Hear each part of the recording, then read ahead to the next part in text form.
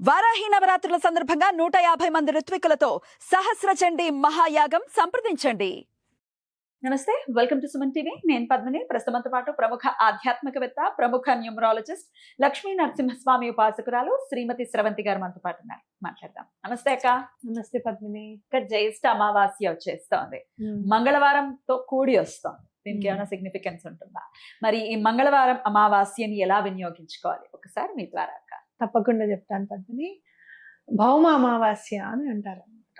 అంటే మంగళవారము అంటే భూమిపుత్రుడు భౌముడు అంటారు కుజుడిని.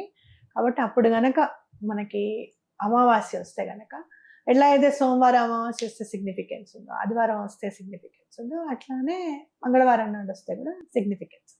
జనరల్గా మనకి ఎటువంటి ప్రాబ్లమ్స్ ఉంటాయి, కుజుడు కూడా ఒక ప్లానెట్ కాబట్టి మన కుండలిలో ఒకవేళ సరిగ్గా ఏ ప్లేస్లో అయినా ఉన్నా మనకి మ్యాలిఫిక్ ఎఫెక్ట్స్ ఇస్తూ ఉంటాయి కనుక జనరల్గా మ్యారేజెస్ డిలే అవుతూ ఉంటాయి, లేదా ఇల్లు కట్టుకోలేకపోతూ ఉంటాము.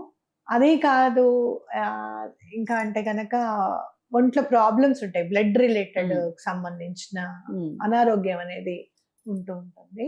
అప్పులు అవుతాయి బాగా. చాలా హైగా ఉన్నాడు అనుకోండి, విపరీతమైన ఎనర్జెటిక్ గా ఉండి విపరీతమైన కోపం ఉంటుంది. ఆ కోపం వల్ల వచ్చే మాటలతో ఇబ్బంది పడుతూ ఉంటారు అనమాట. కోపం ఉన్నప్పుడు మాట్లాడేస్తారు ఆలోచించకుండా, ఆ మాటలతో ఇబ్బంది ఉండడం జరుగుతుంది.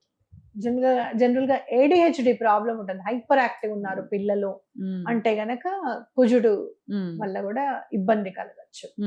అట్లనే ఆటిజం ఉంది అని అంటే కూడా కుజుడు వల్ల ప్రాబ్లమ్స్ ఉన్నాయి అని చెప్తారు.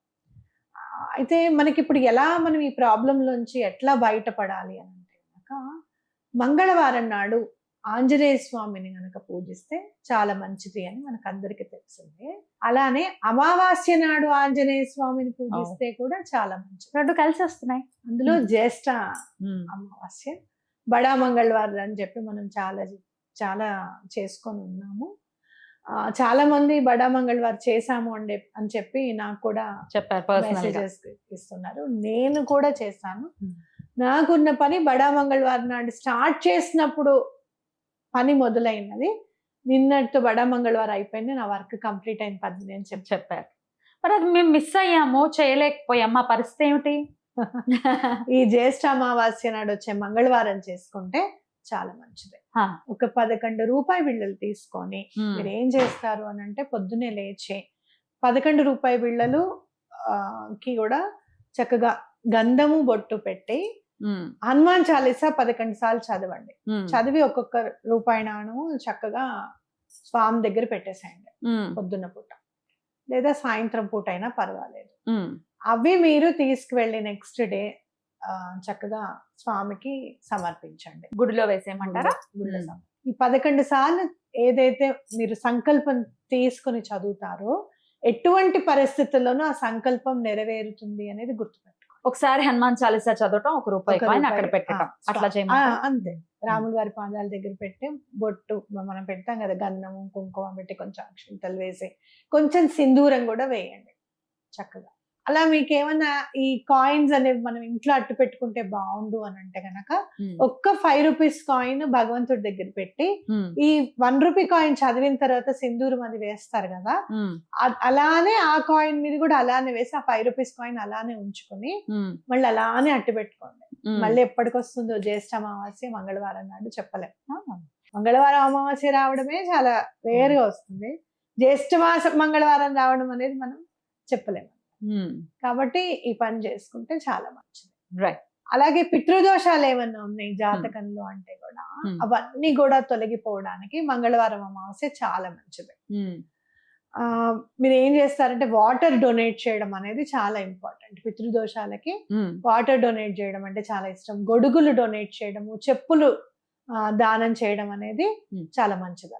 చేస్తే చాలా మంచిది, చాలా ముందుకెళ్తాం లైఫ్ లో అని చెప్పుకోవచ్చు. ఒకవేళ ఆ మంగళవారం నేను మిస్ అయ్యే పరిస్థితి ఉందండి, నాకు అడ్డుంది, ఆడవాళ్ళు చేస్తున్నారు అనుకోండి, అడ్డుంది, లేకపోతే మేము వేరే చోట ఏదైనా రీజన్స్ చేయలేని పరిస్థితి ఉంటే ఇంకొక రోజు ఎప్పుడు చేయొచ్చు ఇదే?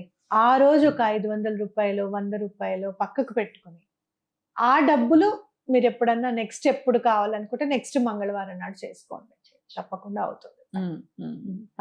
ఆంజనేయ స్వామి చాలా అండగా నిలబడతారు పద్మిని. అడగాలే గాని అసలు అడగకుండానే చేస్తారు స్వామి నిజంగా చెప్పాలంటే. కానీ అడిగితే మాత్రం ఇంక అసలు చాలా బాగా రిసీవ్ చేసుకుంటారు మనల్ని. మనకు అర్థమైపోతుంది స్వామి మన వెన్నంటే ఉన్నారు అని అర్థమవుతుంది. నేను ఈ బడా మంగళవారం చేసేటప్పుడు విజయవాడకి వెళ్ళడం జరిగింది. అక్కడ దాసాంజనేయ స్వామి టెంపుల్ ఉంది మాచవరంలో. అక్కడికి వెళ్ళినప్పుడు బడా మంగళవారం మానకూడదని చెప్పి నేను స్వామివారికి సింధూరం ఇచ్చాను. ఇచ్చినప్పుడు నేను చుట్టూరా ప్రదక్షిణం చేస్తుంటే నాకు ఆంజనేయ స్వామి గొంతే వినపడుతోంది. రామ్ రామ్ రామ్ అని అనుకుంటూ చాలా గంభీరంగా ఉంది గొంతు, మాట్లాడుతున్నట్టుగా అనిపిస్తుంది. ఎవరిదా ఈ గొంతు? ఏదైనా టైప్ రికార్డ్ ఏమైనా పెట్టారా ఏంటా అని అనుకుంటున్నాను.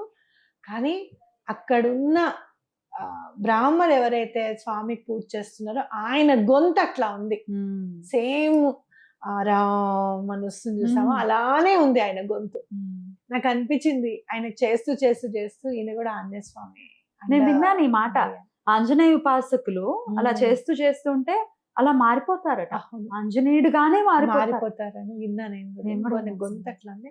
ఆయనకి నేను రిక్వెస్ట్ చేశాను, ఏమండి కాస్త నాకు మీరు చిన్న హెల్ప్ చేస్తారా అంటే, చెప్పమ్మా అన్నారు. నాకు ఆయన చేతి మీద ఉన్న సింధూరం కావాలండి, కుడి భుజాన్ని తీసుకోమని. అలానే అలా చేతి వరకు ఇట్లా తీసి ఇచ్చారు. ఎంత మంచిగా అనిపించింది నాకు.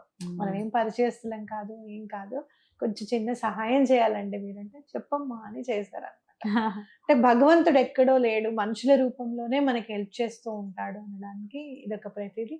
నిష్టగా చేస్తే కనుక ఆయన తప్పకుండా వెన్నంటే ఉంటారు అనేది ఇదొక నిదర్శనం. రైట్. ఖచ్చితంగా మంగళవారం అమావాస్యను వినియోగించుకోవాల్సిందిగా ఈ సందర్భంగా మనవి చేస్తాం. అంటే మంగళవారం రోజు పూజ చేస్తాం, బుధవారం రోజు ఆ కాయిన్స్ వేసేస్తాం గుడిలో, అది గుర్తుపెట్టుకోండి. ఎవరికైనా అప్పులు ఉన్నాయి బాగా అనుకుంటే గనక రుణ విమోచన అంగారక స్తోత్రం గనక ఈ రోజు స్టార్ట్ చేసి మీరు ఒక 41 రోజులు చదువుకుంటే రుణం నుంచి విముక్తి ఎటువంటి పరిస్థితులను పొందుతారు. రైట్.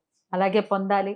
ఈ రుణ బాధల నుంచి ప్రతి ఒక్కరూ కూడా విముక్తి పొంది సంతోషకరమైనటువంటి జీవితాన్ని మన వాళ్ళు పొందాలని మనస్ఫూర్తిగా కోరుకుంటూ చాలా అద్భుతంగా తెలియజేశారక్క. కృతజ్ఞతలు. నమస్తే అక్క. నమస్తే.